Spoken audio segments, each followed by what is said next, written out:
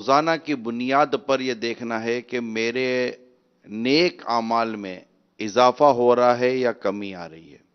Check list بنا لیں۔ ایک تو چیک لسٹ دعوت اسلامی کا زبردست مدنی کام ہی ہے، وہ ہے مدنی انعامات۔ وہ لے لیں اور روزانہ کی بنیاد پر مدنی انعامات کو پر کریں۔ اس سے انشاءاللہ ہمیں اندازہ ہوگا کہ ہم نیک اعمال میں آگے بڑھ رہے ہیں، وہیں رکے وہیں یا پیچھے ہٹ رہے ہیں۔ چیک لسٹ بہت ضروری ہوتی ہے۔ دنیا بھر کا نظام، حساب کتاب، اکاؤنٹس، گھر کے اخراجات، اپنے ذاتی معاملات چیک لسٹ پر چلتے ہیں کہ آدمی اپنے آپ کو کراس چیک کرتا رہے اور ایک احتساب کی صورت ہو۔ فاروق اعظم رضی اللہ تعالیٰ عنہ جو قطعی جنتی ہیں، اس طرح اپنے آپ کو دورہ مارتے کہ بتا تو نے آج کیا کیا۔ تو اپنا احتساب ضروری ہے، اپنا اکاؤنٹیبلٹی ضروری ہے۔ جو مدنی چینل پر ہیں وہ بھی دیکھتے رہیں کہ مجھ میں جو برائی تھی ماہ رمضان سے پہلے، جو بری عادتیں تھیں، وہ بری عادتوں کی لسٹ بنائیں اور اچھی عادتوں کی الگ لسٹ بنائیں، اور دیکھیں کہ میری بری عادتوں میں کون کون سی عادت کم ہو رہی ہے اور میری اچھی عادتوں میں کون کون سی عادتیں آ رہی ہیں، جو مطلب معاشرے میں جو اچھی عادتیں کہلاتی ہیں۔ مثال دیتا ہوں کہ یہ دیکھیں کہ کیا میں قرآن کریم پڑھ رہا ہوں، میں قرآن کریم سیکھ رہا ہوں، میرے اوراد و وظائف چل رہے ہیں۔ مثال کے طور پر نماز تو میں پڑھتا ہی تھا، لیکن تسبیح فاطمہ نہیں پڑھتا تھا، آیت الکرسی نہیں پڑھتا تھا، دیگر اوراد و وظائف نہیں پڑھتا تھا، تو وہ الحمدللہ میں پڑھ رہا ہوں۔ ہاں یہاں میں پڑھ رہا ہوں، ماشاءاللہ ماہ رمضان میں یہ برکت بھی نصیب ہوئی ہے۔ اسی طرح کیا اشراق چاش کے نفل پڑھ رہا ہوں، ہمیں پڑھ رہا ہوں الحمدللہ ماہ رمضان میں یہ بھی برکت نصیب ہوئی ہے۔ میں ماہ رمضان سے پہلے گانے باجے فلمیں ڈرامے دیکھا کرتا تھا، سنا کرتا تھا، اس سے بچا ہوا ہوں، الحمدللہ بچا ہوا ہوں، اللہ کا شکر ہے۔ یہ بھی ماہ رمضان کی مجھے برکت نصیب ہوئی ہے۔ اس طرح جھوٹ کی عادت تھی یا غیبت کی عادت تھی، دل دکھانے کی عادت تھی، اس طرح کی بری عادتیں تھیں، تو غور کرے کہ آج ہاں یار انشاءاللہ کمی تو آئی ہے، اب میں غیبتیں کم کر رہا ہوں، گالی تو دی نہیں ہے جب سے ماہ رمضان کی آمد ہوئی ہے۔ تو یوں اپنا حساب کتاب بنائیں، اور اگر خدا نہ خواستہ یہ دیکھے کہ عمل میں کمی آ رہی ہے، اور شروع کے پہلے دوسرے روزے کو تو تھا لیکن اب آہستہ آہستہ پیچھے ہٹ رہا ہوں۔ مثال کے طور پر جیسے ماہ رمضان شروع ہوا، صرف فیضان مدینہ کی بات نہیں کر رہا ہوں، میں جنرل بات کر رہا ہوں، جیسے ماہ رمضان کی آمد ہوئی تو شروع کی 3-4 نمازیں میں نے پہلی صف میں تکبیر اولیٰ کے ساتھ پڑھی۔ اب دوسری رمضان آئی تو پہلی صف چلی گئی، تکبیر اولیٰ ملی۔ تیسرا روزہ آیا تو تکبیر اولیٰ بھی چلی گئی اور پہلی صف بھی چلی گئی۔ تو ایسا نہ ہو کہ آگے چلتے چلتے مجھ سے جماعت چلی جائے، پھر خدا نہ خواستہ ایسا نہ ہو کہ 8-10 روزوں کے بعد کوئی نمازی قضا ہو جائے۔ یہ جو میں عرض کر رہا ہوں آپ کو، یہ سوچیں۔ اگر آپ نے یہ سوچنا شروع رکھا اور اس کی عادت بنائی، اور اس کے لیے جیسے میں نے کہا نا مدنی انعامات، کہاں لسٹ بنے گی، کیسے مجھے پتا چلے گا، تو مدنی انعامات کو لے لیں۔ مردوں کے لیے 72 ہیں، 72 ہیں مدنی انعامات، عمل ہیں، افعال ہیں، اعمال ہیں، مطالعہ ہے، اوراد ہیں، وظائف ہیں، نیتیں ہیں، عبادت ہے، اخلاق ہے، کردار ہے، بہت ساری چیزیں اس میں عقائد اور اعمال و نظریہ سے متعلق ہیں۔ اگر مدنی انعامات ہے کس کے پاس مدنی انعامات کے رسالے ہیں؟ ماشاءاللہ اچھی تعداد کے پاس ہیں، مگر کئیوں کے پاس نہیں ہیں۔ تو اس سے ہمارے حلقہ نگران ترکیب بنائیں، مدنی انعامات رسالہ لیں اور روزانہ فکر مدینہ کریں۔ فکر مدینہ کے ساتھ ساتھ آپ کی عادت بنے گی، جیسے میں نے عرض کیا نا۔ اسی طرح اسلامی بہنیں جو گھروں پر ہوتی ہیں وہ بھی اپنا احتساب کریں، اکاؤنٹیبلٹی جس کو کہتے ہیں، چیک کریں کہ کیا اب تک کیا پایا کیا کھویا۔ جیسے آپ نے نیت کی تھی ماہ رمضان سے پہلے کہ میں روزانہ 1 پارہ قرآن پڑھنے کی اگر کسی نے نیت کی تھی، تو وہ دیکھیے کہ وہ 1 رکوع پڑھ رہا ہے، آدھا رکوع، آدھا قرآن، آدھا پارہ پڑھ رہا ہے، یا شروع میں پہلے رمضان کو پورا پارہ پڑھ لیا، اب جناب کھولنے کی فرصت نہیں ملتی۔ یہ کوئی نفس ہمارے ساتھ ہے، اور ہمارے ساتھ جو ایک شیطان ہوتا ہے وہ ہمارے ساتھ ہے۔ تو اس طرح اکاؤنٹیبلٹی جس کو کہتے ہیں، سیلف اکاؤنٹیبلٹی سسٹم اس کو کہتے ہیں، خود احتسابی کا نظام اسے کہتے ہیں۔ اور اگر اللہ تعالیٰ کی رحمت سے ہم نے یہ پکڑ لیا اس کو، یا اپنے ساتھ کو 3-4 اسلامی بھائیوں کی ایسی ترکیب بن گئی جو روزانہ کی بنیاد پر اپنی اکاؤنٹیبلٹی کرتے ہیں، اللہ کرے گھروں میں یہ نظام ہو جائے، کیونکہ میں لائیو ہوں، گھروں میں نظام ہو جائے، ماں، بیٹی، بہو، بھابھی اور یہ سارے گھر کے جو مرد حضرات ہیں، ایک سارا مل کر ایک نظام بنائیں اور روزانہ کی بنیاد پر کوئی پوچھ گچھ کا نظام ہو، کہ چلو جیسے کہ والد صاحب ہیں وہ پوچھ لیں گے بیٹا کیا ہوا آج قرآن پاک کا پارہ پورا ہو گیا، پوچھیں تو انشاءاللہ اس سے ترغیب ملے گی۔ اور اگر واقعی ایک پارہ پورا پڑھ لیا ہے تو پھر اسے کوئی نہ کوئی والد صاحب تحفہ دے دیں، امی تحفہ دے دے، بڑی بہن چھوٹی بہن کو تحفہ دے دے۔ دیکھیں یہی ہوتا ہے کہ بڑے جو نا یہ چھوٹوں کی تربیت کرتے ہیں، ہمارے یہاں بڑوں کو کچھ نظام تھوڑا بعض اوقات مختلف ہو جاتا ہے، چھوٹے تو چھوٹے ہی ہوتے ہیں، ان کو شفقت کی ضرورت ہوتی ہے اور چھوٹوں کو بڑوں کا احترام کرنا ہوتا ہے۔ تو آپ اگر شفقت زیادہ کریں گے تو انشاءاللہ احترام میں بھی اضافہ ہوگا۔ تو اس طرح یہ پورا اکاؤنٹیبلٹی سسٹم اپنے گھر کے اندر شروع کریں۔ اگر آپ نے نیت کی تھی کہ میں روزانہ کے 1200 درود پاک پڑھوں گا ماہ رمضان میں، تو اب آپ دیکھیں کہ کیا 1200 ہو رہے ہیں؟ آپ نے نیت کی تھی کہ میں شجرے کے اوراد پڑھوں گا، تو اب غور کریں کیا شجرے کے اوراد پڑھ رہے ہیں؟ آپ نے نیت کی تھی کہ الحمدللہ میں عصر تو مغرب مسجد میں بیٹھوں گا، تو کیا عصر سے مغرب مسجد میں بیٹھ رہے ہیں؟ آپ نے نیت کی تھی کہ میں روزانہ مدنی مذاکرے دیکھوں گا سنوں گا، تو کیا یہ ہو رہا ہے؟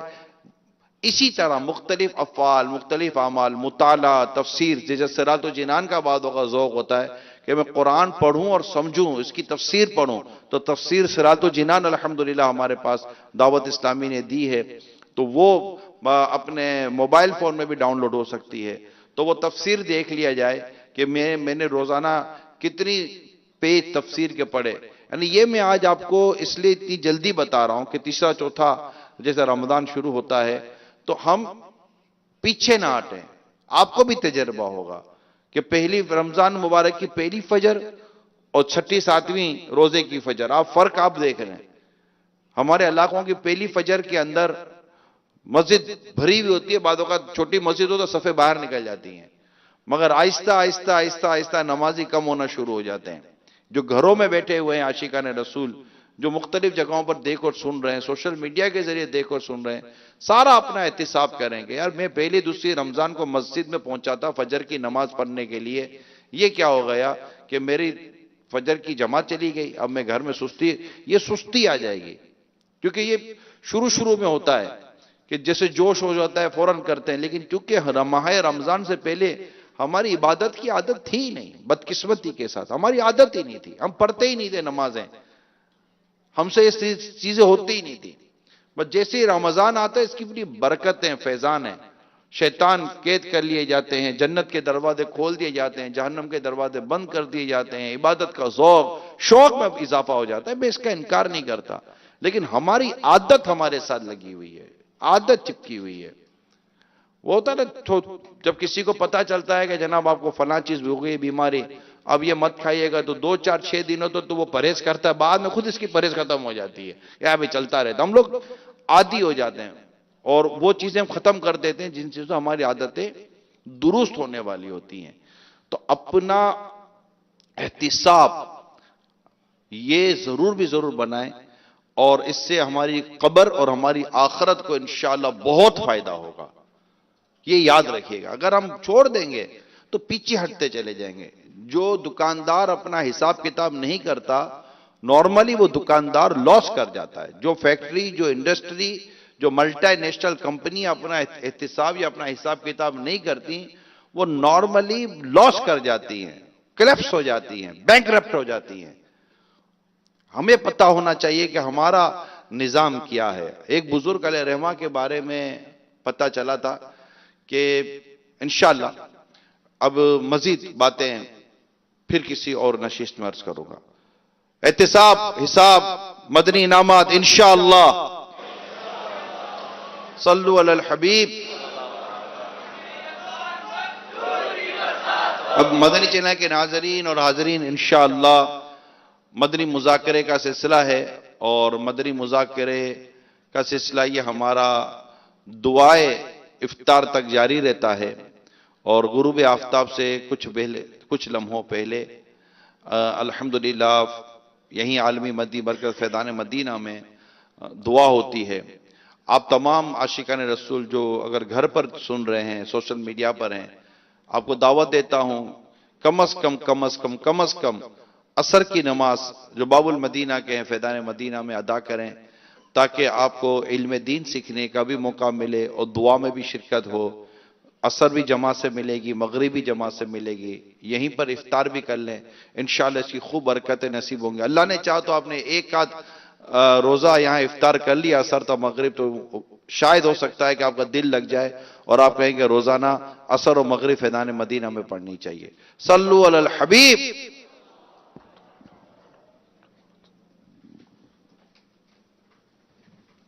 الحمدللہ رب العالمین والصلاة والسلام علی سید المرسلین اما بعد فاعوذ باللہ من الشیطان الرجیم بسم اللہ الرحمن الرحیم الصلاة والسلام علیک یا رسول اللہ وعلی آلک واصحابک یا حبیب اللہ الصلاة والسلام علیک یا نبی اللہ وعلی آلک واصحابک یا نور اللہ نویت سنت الاعتکاف. جب کبھی داخل مسجد ہوں اعتکاف کی نیت کر لیجئے. جب تک مسجد میں رہیں گے اعتکاف کا ثواب ملتا رہے گا. جب مسجد سے نکلیں گے تو یہ نفل اعتکاف جو ختم ہو جائے گا. یاد رکھیے مسجد میں کھانا پینا، سونا، سحری، افطار، آب زمزم شریف، دم کیا ہوا پانی پینا، نیاز کھانا، یہ سب اسی صورت میں جائز ہوتے ہیں جبکہ اعتکاف کی نیت کی ہوئی تھی. اب مسجد میں ہیں، افطاری سامنے آ گئی، اعتکاف کی نیت بھول گئے تھے، اب کھانے پینے کے لیے یا افطار کرنے کے لیے اعتکاف کی نیت نہیں کی جا سکتی. البتہ ثواب کے لیے اب بھی کی جا سکتی ہے، کر لیجئے. کچھ ذکر و درود کر لیجئے، چاہیں تو 12 بار درود شریف پڑھ لیں. پھر یہ کہ کھانے پینے افطار کرنے میں کوئی حرج نہ ہوگا. صلو علی الحبیب صلی اللہ تعالی علی محمد. رسالہ ضیاء درود السلام پیج نمبر 2، فرمان مصطفیٰ صلی اللہ تعالی علیہ وآلہ وسلم نمبر 4. مسلمان جب تک مجھ پر درود شریف پڑھتا رہتا ہے فرشتے اس پر رحمتیں بھیجتے رہتے ہیں. اب بندے کی مرضی کم پڑھے یا زیادہ. صلو علی الحبیب صلی اللہ تعالی علی محمد.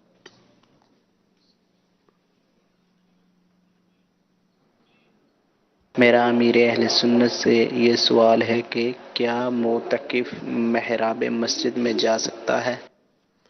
یہ غلط فہمی زمانے سے سنی ہوئی ہے کہ محراب مسجد سے خارج ہے. لوگ سمجھتے ہیں وہ مسجد ہی کا حصہ ہے.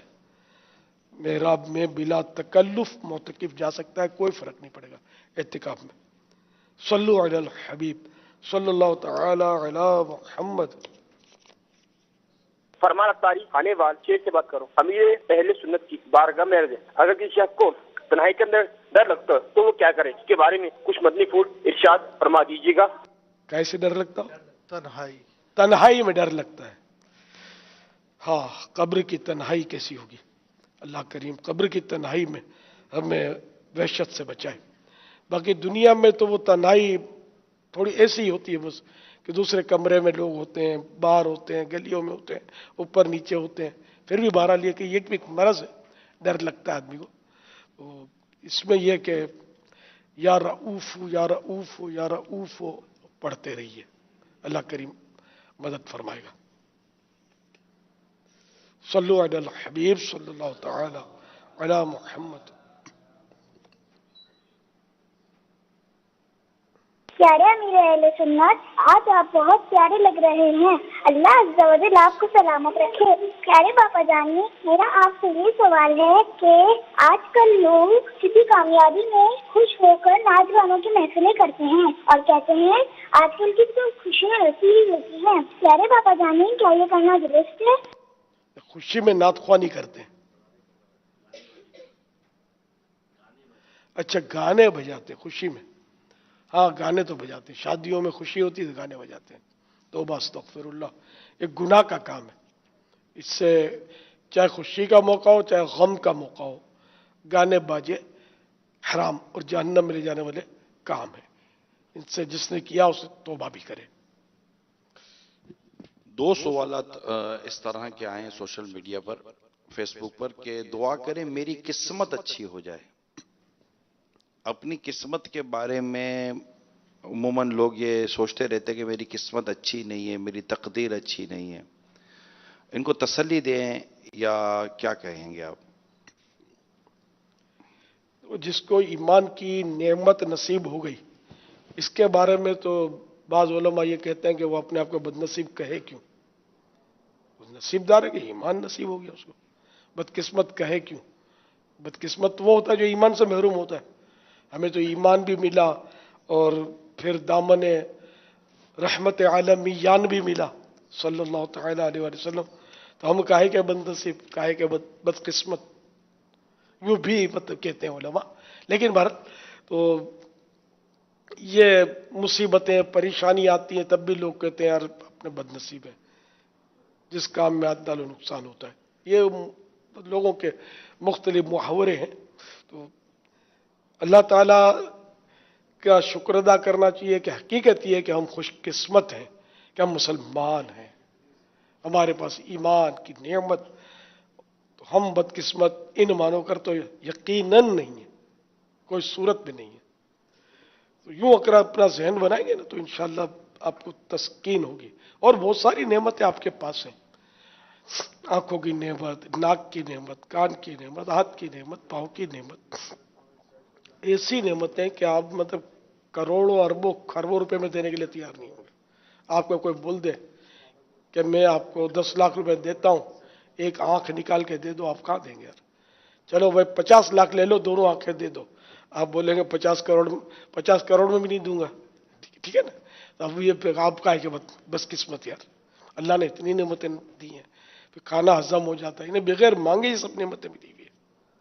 پانی پیتے ہیں تو نکل جاتا ہے، اگر یہ پانی پئیں اور پیشاب کے راستے نکلے نہیں تو کیا ہو، جان چلی جائے نا.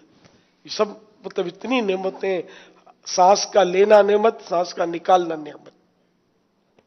الحمدللہ ہر حال میں اللہ کا شکر ہے.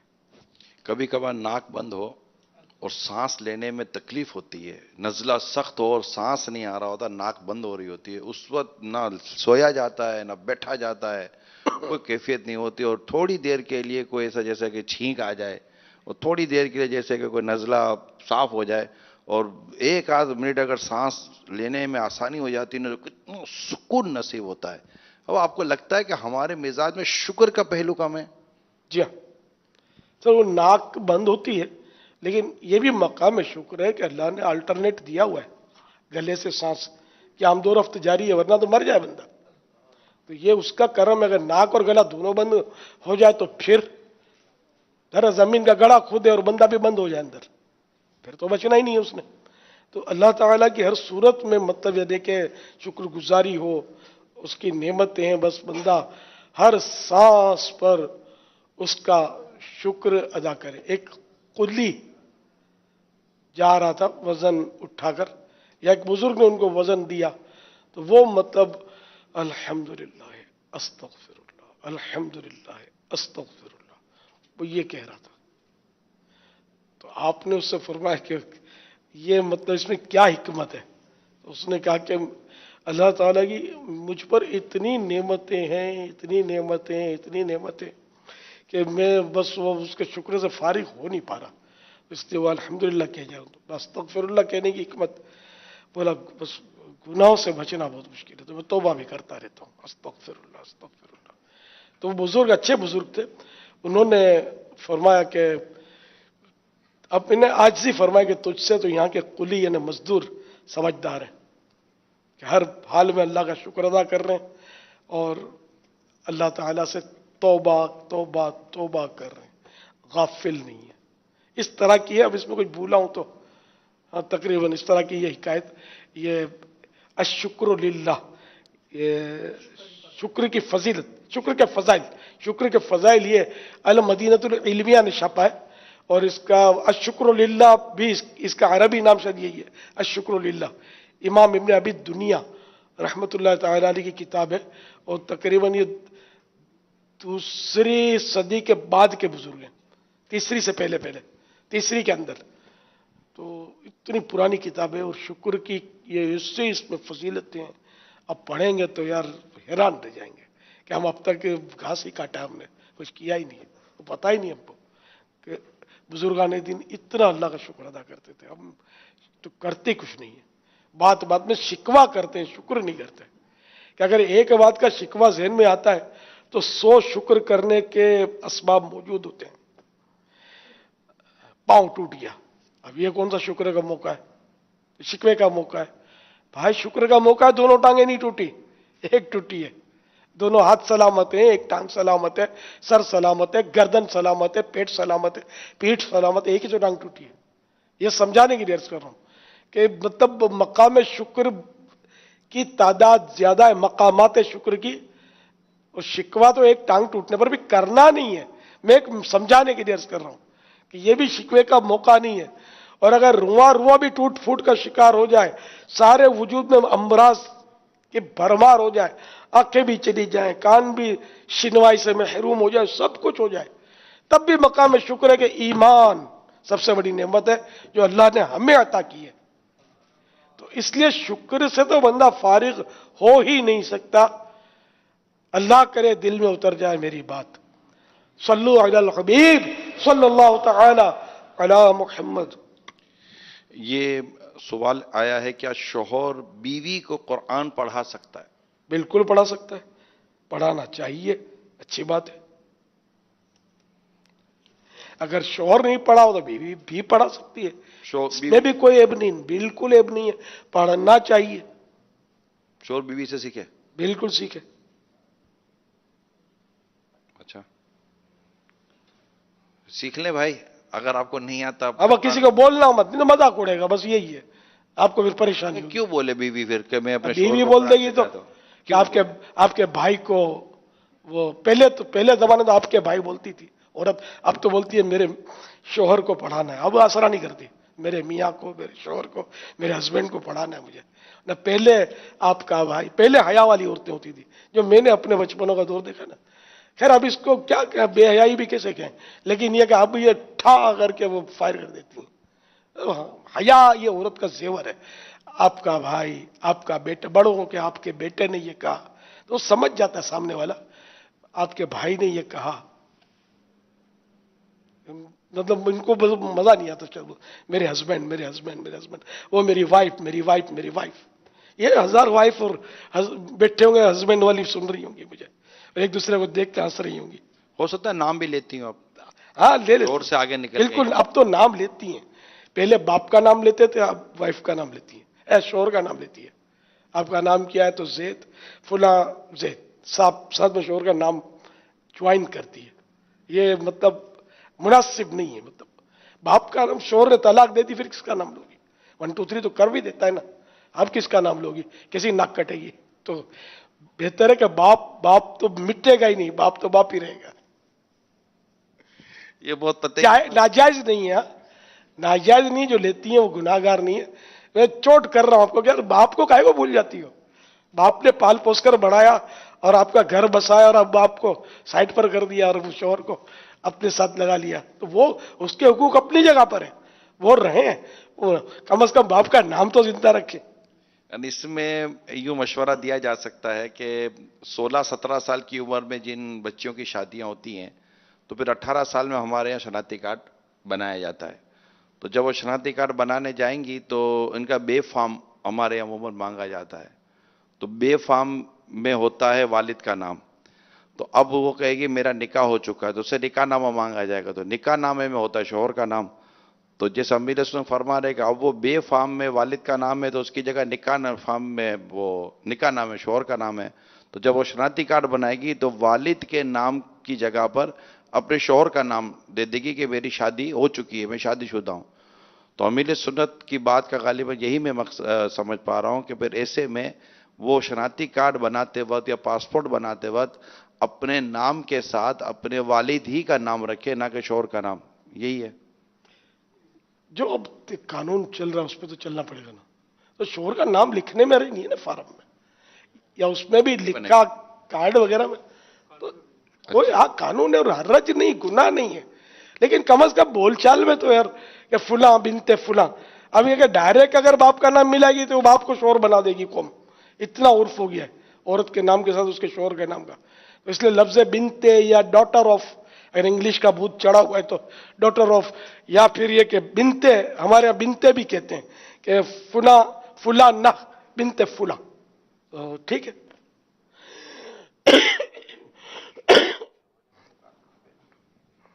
صلو علی الحبیب صلی اللہ تعالی علی محمد. کیا نماز میں سورتوں کی ترتیب ضروری ہے؟ ترتیب یعنی کہ اوپر سے نیچے کی طرف آنا، جیسے پہلے سورہ فلق پڑھنا تو پھر سورہ ناس، یہ نیچے ہے، یہ ترتیب واجب ہے. اور الٹا پڑھنا یہ گناہ ہے، یہ نماز میں بھی اور تلاوت میں بھی. اس کا خیال رکھنا ہے کہ الٹا پڑھنا گناہ ہے. ہاں اگر اوراد ہیں تو ان میں الٹا پڑھنے میں اگر اوراد کی ترتیب اس طرح تو کوئی حرج نہیں ہے. جیسے کھانے کے بعد امام غزالی نے جو طریقہ لکھا ہے کہ پہلے قل هو اللہ پڑھتے ہیں، پھر لیلا، پھر قریش پڑھتے ہیں، یہ اوراد میں ہیں یہ، تو اس لیے اس میں حرج نہیں ہے. جیسے پہلے اوراد میں اگر یہ ترتیب ہے کہ پہلے وہی سورۃ الملک پڑھو، پھر سورہ یاسین پڑھو، تو اس میں اس ترتیب کی تبدیلی میں حرج نہیں ہے. روزے کی حالت میں کان صاف کر سکتے ہیں؟ جی ہاں.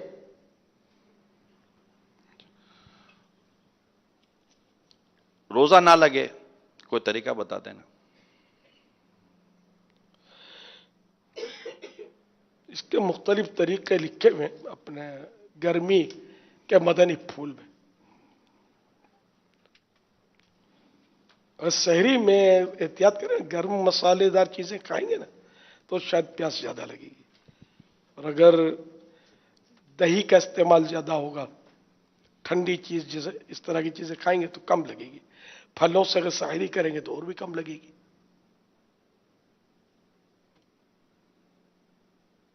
لیکن سحری میں بھی یار لائٹ غذا نہیں لیتے، بہت ہیوی غذا ہوتی ہے. ہر جگہ ہوتی ہے، ہمارے یہاں بھی ہوتی ہے، اعتکاف میں بھی ہوتی ہے. کہ یہ ان کو اگر ہم لائٹ غذا دیں گے تو یہ پھر مانیں گے نہیں، چلے جائیں گے. اس لیے ان کو قورمہ اور تندوری روٹی کھلائی جاتی ہے. اور افطار میں لائٹ ہوتی ہے، چاول ہوتے ہیں، چاول لائٹ ہے روٹی کے مقابلے میں، تندوری روٹی کے مقابلے میں، اور قورمے کے مقابلے میں. قورمے تو مسالے والا ہوتا ہے نا، شوق سے کھاتے ہیں، لگے ہوتے. اور روٹی کا بھی اتنا بڑا بڑا پیس میں دیکھتا ہوں، بس دل جلتا ہے کہ کوئی بھاشا نہیں سمجھتے کہ چھوٹا ٹکڑا بولتے کسے، چھوٹا نوالا بولتے کسے، کو سمجھ نہیں پڑتی. پیٹ پکڑ کے پھر الٹ پلٹ باز بیچارے ہو رہے. آپ دیکھیں لپیٹ شروعات کے دن ہیں، اب تھوڑے دنوں کے بعد شاید یہ تڑپنا شروع کریں گے پیٹ کے درد سے.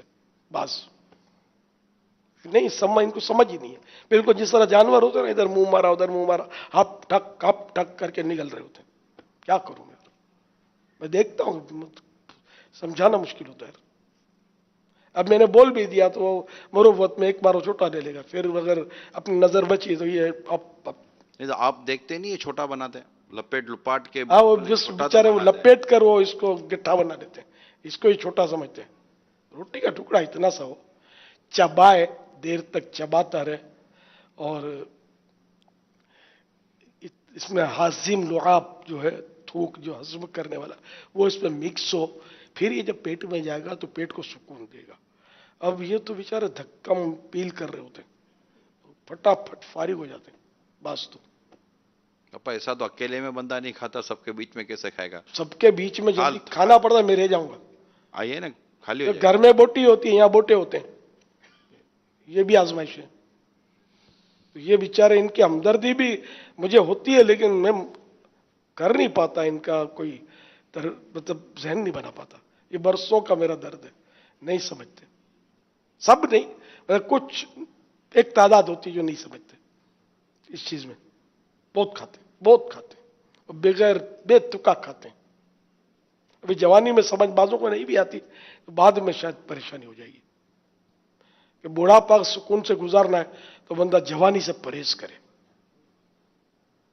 इस तरह बहनें भी बेचारियां फिर पड़ी होती हैं, आखिरी दिन आते हैं जो इबादत का जोर होता है, रौनक होती है ईद की, ज़ाहिर नफ्स को भी एक लुत्फ आता है और ये लुत्फ बातिल नहीं है ना, अच्छा लुत्फ है, मजा आता है रौनक देख कर, ताक कराते हैं। तो ये बेचारियां और बेचारे बाजों का बुखारों में तप रहे होते हैं, कैसे हो गया ये बस इनको समझ नहीं आती। तो ये कहीं कबाब चिपक जाता है, कहीं समोसा फंस जाता है, तो इस तरह फिर वो मुरगन तेली तली हुई ग़िज़ाएं रमज़ान में जितनी खाई जाती हैं सारे साल में नहीं खाई जाती। बोटियां सबसे ज़्यादा बकरीद में खाई जाती हैं इन दिनों में, और रमज़ान में तली हुई ग़िज़ाएं ज़्यादा खाई जाती है। तो ये तली हुई ग़िज़ाएं खा खा के दिल के मसाइल, और बकरीद में गोश्त, मुहर्रम में अमवात ज़्यादा। मुहर्रम में ये समझो कि जो कब्रिस्तान में कब्रें खोदते हैं ना, मैयतें नहलाते कफन बेचते, इनका सीजन समझ लो कि रमज़ान में तेल भर लेते हैं, बकरीद में बोटियां बगैर चबाए ठोंस लेते हैं, फिर बेचारे बाजार फेल हो जाते हैं, दिल के अमराज हो जाते हैं, एंजियोग्राफी, बाईपास, ये वो। शायद इस तरह का है हमारे यहाँ निज़ाम, अल्लाह करीम आसानी करे। अब इसका मतलब ये नहीं कि कोई मुहर्रम में हार्ट फेल हो गया तो उसने बोटे खाए थे, ये मैं एक आम जनरल बात कर रहा हूँ। नऊज़ुबिल्लाह, हमें किसी के बारे में ऐसी बदगुमानी नहीं करनी चाहिए। या रमज़ान के आखिरी दिनों में कोई बीमार हो गया तो इसका मतलब उसने तले हुए कबाब समोसे ही खाए थे रोज, इसलिए हो गया बीमार, ये भी नहीं है। बुखार तो मेरे महबूब सल्लल्लाहु तआला अलैहि वसल्लम की खिदमत में सलाम के लिए हाजिर हुआ था, तो वहां तो खाने की कोई बेइतदाली थी नहीं, वहां तो सब मतलब शरीयत ही शरीयत है, जो है वो हमारे लिए मतलब दर्स ही दर्स है। लेकिन ये जनरल में बात कर रहा हूं कि हम लोगों की हिर्स की वजह से बीमारियां हम लोग ले लेते हैं, खरीद कर लेते हैं बीमारियां। ये और ठंडा पानी जो नाजरीन और हाजरीन, जो ठंडा पानी ने, ये तो मेडिकली पॉइंट ऑफ व्यू पे भी अगर आप किसी भी समझदार डॉक्टर से पूछ लें कि जे मैं पूरा दिन भूखा प्यासा रहा हूं और अब जैसे ही इफ्तार हुआ और आपने ठंडा पानी पीने का जो मिजाज है, और उसमें फिर वो केमिकल वाला शरबत बना हुआ होता है, लेकिन यूँ ठंडे पानी के हवाले से उसको, ठंडा पानी जैसे ही अंदर जाता है ना तो वो जो खराबी पैदा करता है ना, तिब्बी तौर पर मेडिकली पॉइंट ऑफ व्यू पर भी हरगिज दुरुस्त नहीं होता, क्योंकि अंदर का टेम्परेचर हमारा गर्म है और आप उसके ऊपर बिल्कुल ठंडा पानी डाल लें फौरन इतने घंटों के बाद, तो वो वैसे ही तबीयत के लिए वो मुनासिब नहीं है। तो इसके लिए मशवरा यही है कि इफ्तार के वक्त अल्लाह तौफीक दे ना तो सादा पानी पिए, ठंडा पानी ना पिए। वैसे इसके नुकसान आते हैं, लेकिन रोजे में बिल्कुल जैसे खाली पेट में ठंडा पानी डाला ना तो मेडिकली तौर पर जो मैंने डॉक्टरों से पूछा है नुकसानदेह है, तो इससे एहतियात करें। रमजान शरीफ अगर पुरसुकून गुजारना है ना तो तली हुई चीजों की तरफ ना देखे, कबाब समोसे पकोड़े ये, और ठंडी बोतलें ना पिए, नीले पीले शरबतों की तरफ हाथ ना बढ़ाए, ठंडा पानी ना पिए, और घर का खाना खाए, सिर्फ बाजार का ना खाए। घर का खाना उसमें भी तेल जो है ना ये वाजबी हो, तेल के रेगाड़े डालते हैं, पूरा तेल ही तेल, बाजों में घरों में बहुत तेल होता है। मीठी डिशें जो है ना ये इसमें चीनी जितनी डालते हैं ना इतनी तो सबको चाहिए आधी कर ही दें, बल्कि सफेद चीनी सच्ची बात है कि ये मीठा जहर है। ये खुद मतलब डॉक्टरों की तहकीकें होती हैं कि ये सफेद चीनी जो है ना ये बहुत नुकसानदेह, इसके फवायद तो मुझे सुने नहीं है, नुकसान पढ़े सुने। तो ये नुकसानदेह, इसकी जगह पर अगर अल्लाह ने पैसा दिया है तो शहद इस्तेमाल करे, खालिश शहद। और पहले शहद और खजूरों के जरिए ये चीनी का काम लिया जाता था, मीठा किया जाता था। तो खजूरें अल्लाह की नेमत है, बहुत बड़ी नेमत है। अच्छा, और गुड़ अच्छी चीज है, लेकिन रिफाइंड गुड़ नहीं होना चाहिए। हमारे यहाँ खूबसूरत सफेद सफेद डले होते ना गुड़ के, मुंह देख कर ही मन हो जाए, ये नहीं ठीक होते। इसमें गुड़ जो हो ना वो थोड़ा देखने में अच्छा नहीं लगता, वो देसी गुड़ जिसको बोलते हैं, देसी गुड़ इस्तेमाल किया जाए। मदीना होता है। मैं तो आमतौर पर चाय इसी की देसी गुड़ की पीता हूँ। चीनी, सफेद चीनी से मुझे मतलब समझो वहशत टाइप की होती है, मगर अब ज़ाहिर फंस जाते हैं। बाज़ औक़ात सफेद चीनी की भी आ जाती है चाय, खत्म हो गया गुड़ या कहीं इधर उधर गए तो उसने तो वो सफेद चीनी डालनी है, वहां मुतालबा कर नहीं सकते, उनके पास गुड़ कैसा। तो गुड़ भी रिफाइंड ना हो, नमक भी रिफाइंड नमक जो होता है ना ये नुकसानदेह, नमक भी लाहौरी नमक या काला नमक ये अच्छे नमक है, कान का नमक भी बोलते हैं इसको, लाहौरी नमक को। तो लाहौरी नमक तकरीबन मैं जो खाना खाता हूँ वो लाहौरी नमक का होता है अल्हम्दुलिल्लाह। वो मिलता है, कोई मुश्किल नहीं है, बासानी कह सकते हैं कि बासानी मिलता है बाजार में। तो इसका मेरी मदनी बेटियां जो सुन रही हैं एहतमाम करें, बच्चों के अब्बू को बोलने की भी जरूरत नहीं है, वो शायद बातें बनाएगा अगर मेरी बातें नहीं सुना होगा तो वो मतलब इसको क्या पता कि आपने कौन सा नमक डाला, वो आपको खर्चा दे देता होगा तो उसमें से आपने नमक डाल दिया, खाने में कोई फर्क नहीं पड़ेगा, पता भी नहीं चलेगा कि खाने में कोई 19-20 हो गया, बिल्कुल नॉर्मल ही रहेगा खाना। तो अच्छी चीजें खाएंगे और फिर भूख से कम खाएं, ख्वाहिश है हाथ रोक लें। आप रमजान शरीफ पुरसुकून गुजारेंगे इंशाअल्लाह, मजे को मजा आ जाएगा। और अगर सारा साल इसका एहतमाम करेंगे तो जिंदगी पुरसुकून गुजारेंगे, लेकिन हमसे रहा नहीं जाता है। अब ये मशवरा दे सकते हैं आप कि अगर घर में ऐसे इस्लामी भिन्न चीज़ों का इस्तेमाल कर लें आपके मशवरे पर, तो कम से कम बच्चों को ना बताएं कि मैंने आज का खाना इस तरह बनाया है। ये भी सही है। आप बच्चे भी बेचारे खामा खा हुआ अड़ी कर देंगे, बगैर खाए अड़ी करेंगे। हाँ, ये खाना खा भी ले तो मेरा एक मशवरा फिर भी ना बताए। बच्चा जो है ना बच्चा, वह बच्चा बच्चा होता है, इसको मतलब अगर पता चल गया ना कि फुला चीजें बस ने अड़ी करनी है, नहीं खाना, और खा ले और अगर पूछ लिया थोड़ा समझदार हो क्या खाया, इसका नाम ही कुछ अपनी पसंदीदा बोटी लेगा तो वो भले वो उसके मजे लेते हैं, उसको क्या पता बेचारे को। तो ये बच्चों को वाकई ये सही आपने तवज्जो दिलाई, ना बताया जाए, वो पंचायत करेगा भी नहीं ना कि क्या क्या डाला है, कौन सा नमक डाला, कौन सी मिर्च डाली है, उसको आज तक भी नहीं पता होगा कि मेरे घर में नमक कौन सा है ना। ये माशाल्लाह इस्लाम भाई समझदार होते हैं, मेरी बात समझते होंगे, और वो हो सकता है कि लाहौरी नमक इसको डालें। देखो मैंने कोई एजेंसी लाहौरी नमक की ली नहीं है, कोई यार खामा का कोई पंगा डाल दे यार, तो मेरा कोई इस तरह का कारोबार नहीं है। मेरा कारोबार नेकियों का है, नेकियां कमा रहा हूं और मुसलमानों का अच्छा मशवरा देना सवाब का काम है। खैरुन्नास से यनफउन्नास, ये हदीस पाक में कि लोगों में अच्छा वो है जो लोगों को नफका पहुंचाए, ने फायदा पहुंचाए। तो मैं भलाई की बात कर रहा हूं, फायदे की बात कर रहा हूं। आप भी यूं मतलब कि ना नमाज तो रोजा तो ज़कात तो हज और ये दीगर चीजों के साथ खाना आप कैसे पकाना है ये बताएंगे अब आप। खाना कैसे पकाना है तो ये मुख्तलिफ डिशें जो बनाई जाती है, ये थोड़ी मेरे को आता है, मैंने आज तक चावल नहीं उबाले। आपने अभी बताया ना कि नमक यूं कर दो तो चीनी यूं कर दो तो अदरक कर दो, ये सब कर दो, तो इससे क्या ये सेहत अच्छी रहेगी, तो इबादत पर कुव्वत पा सकेगा। अल्हम्दुलिल्लाह, नियत करिए। तो इबादत पर कुव्वत हासिल करने की नियत से ही ये चीजें करनी चाहिए तो सवाब मिलेगा, वरना वैसे भी अगर किया तो गुनाह तो नहीं है, मुबाह है। अल्लाह करे हम इन मदनी फूलों पर अमल करने में कामयाब हो जाएं। यकीनन ये सेहतमंद रहने और हकीकत तो ये है कि बचत भी है इसमें, आपका बजट भी अच्छा रहेगा और डिशें कम हो जाएंगी तो अखराजात भी कम हो जाएंगे, एहतियात भी रहेगी, परहेज भी रहेगी, इबादत में कुव्वत मिलेगी। यानी इसमें कोई नुकसान शायद निकाल कर दिखा नहीं सकता, नफ़ा नजर आ रहा है। अब मैं दिखा था, कोई बोले भाई ठीक है आपको समोसा नहीं तो ये रोल खा लो, ये भी चुटकुले आपको मिलेंगे माशरे में, ऐसे अक्लमंद भी होते हैं।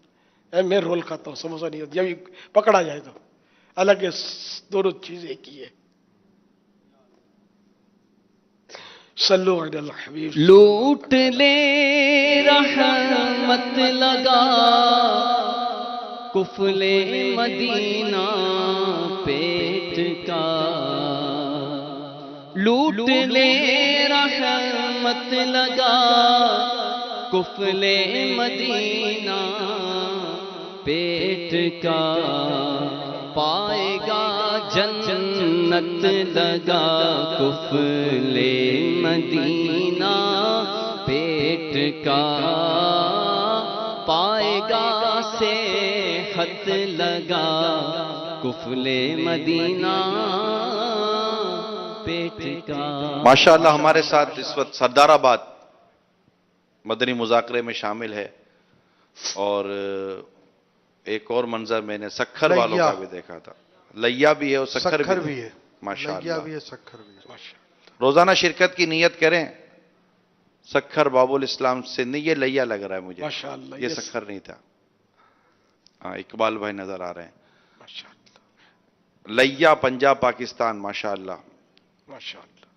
یہ روزانہ معتکفین ہوں گے ایک تعداد ان میں، جی بابا یہ پہنچے ہوں گے وہاں پر شاید جہاں پر مگر یار بیچارے یہ ہماری دعائے افطار میں شریک ہونا ان کے لیے دشوار ہوتا ہوگا۔ یہ سکر میں بھی 7 منٹ کا شاید فرق ہے ہمارے سے، ہونا چاہیے۔ شاید کیا کریں یار، اب پنجاب تو اس سے زیادہ جلدی نپٹ جاتا ہے، حل بھی کیا اس کا۔ نہیں ماشاءاللہ یہ علم دین کے مدنی پھول بھی مل ہی رہے ہیں تو یہ ایک زبردست عبادت کا وقت تو ہے، لیکن اب ایسا ہوتا ہوگا کہ شاید یہ ان کا جب غروب آفتاب ہوتا ہوگا تو وہاں ہمارے جو ذمہ دار ہوتے ہوں گے ہاں وہ تو وہ شاید دعا کا سلسلہ وہاں شروع کر دیتے ہوں گے۔ جی جی، صلو علی الحبیب صلی اللہ تعالی۔ صلی اللہ تعالی علی محمد۔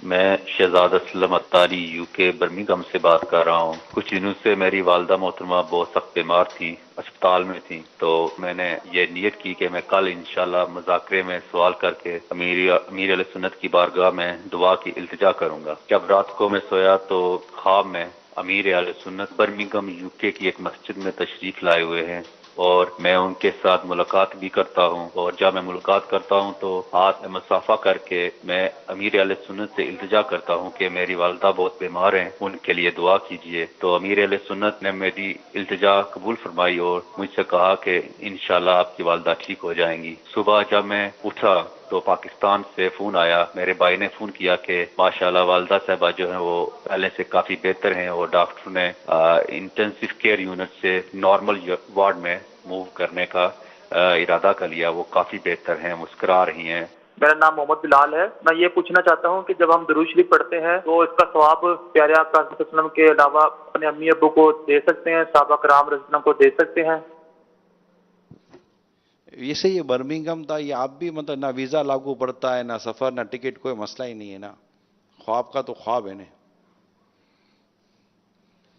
صلو علی الحبیب۔ اے حسن زن کے کرشمے سب ان کے، اللہ کریم ان کی امی کو شفا کاملہ عاجلہ نافعہ عطا فرمائے، اور یہ درود شریف کا ایصال ثواب ہر مسلمان کو کیا جا سکتا ہے۔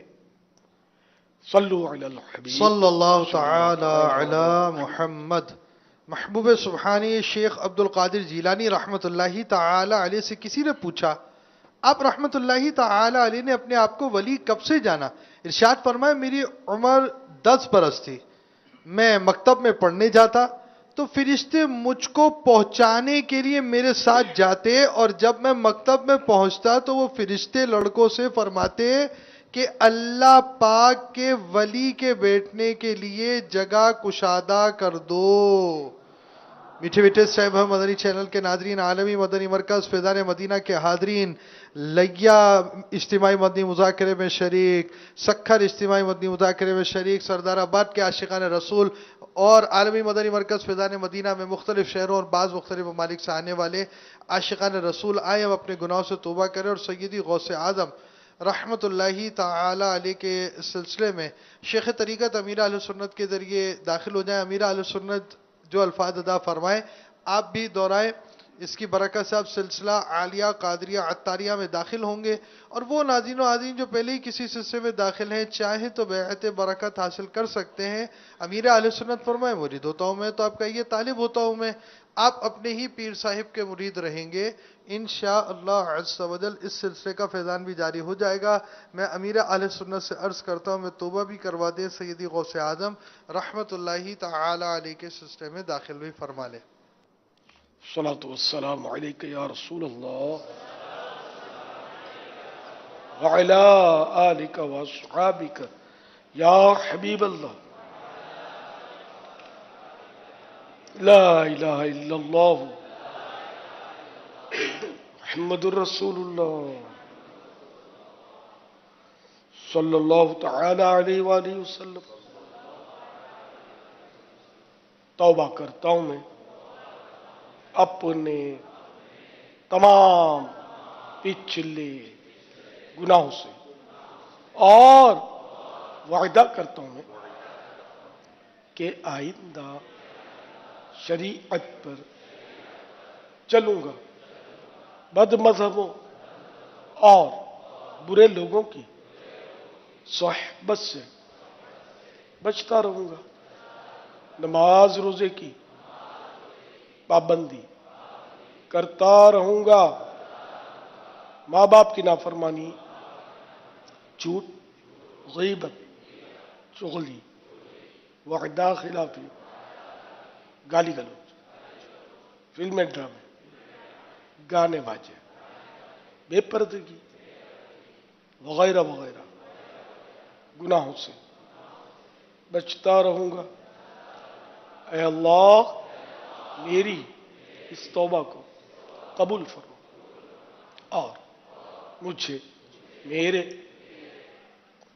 वाइदे पर साबित कदम रख। मुरीद होता हूं मैं खानदान आलीशान कादिरिया रज़विया में मैंने अपना हाथ आपके हाथ में दिया और आपके जरिए से सरकार बगदाद हुजूर गौसे पाक शेख अब्दुल कादिर जीलानी रज़ी अल्लाह तआला अन्हु के हाथ में दिया। ऐ अल्लाह, मुझे जनाबे गौसे आजम शेख अब्दुल कादिर जीलानी के मुरीदों में कबूल फरमा और कल क़यामत में गौसे पाक के गुलामों में उठा। सलातो वस्सलामु अलैका या नबी अल्लाह व अला आलिका व अस्हाबिका या नूर अल्लाह। काशिफ का साहब का कोई पैगाम है, कह रहे हैं कि किसी ने जादू करवा दिया है, आप मदद करें।